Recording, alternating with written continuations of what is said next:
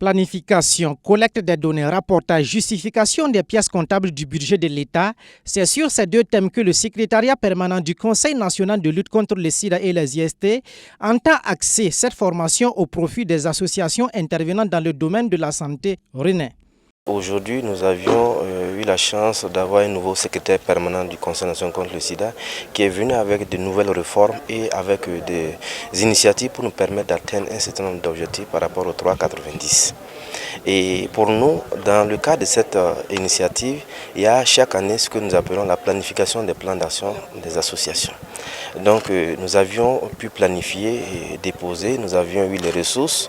Maintenant, il est bon quand même que quand vous aviez les ressources, il faut savoir les utiliser judicieusement par rapport aux documents que vous avez planifiés, pour ne pas dire les plans d'action.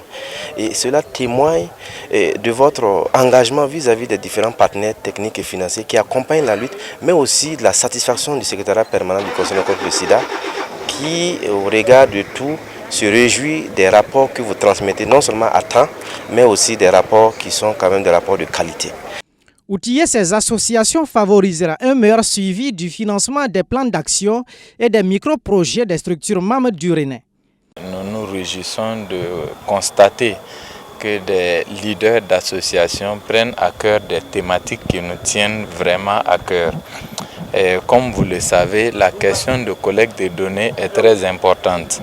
Et nous mettons des financements à la disposition, en tout cas des ONG, des OBC sur le terrain pour le travail.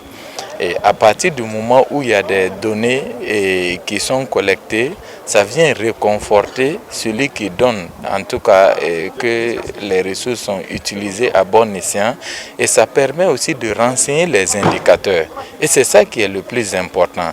Et ces indicateurs nous permettront de savoir ce qui est réellement fait sur le terrain, l'état de la lutte contre la maladie et réajuster s'il le faut le tir pour essayer d'avancer.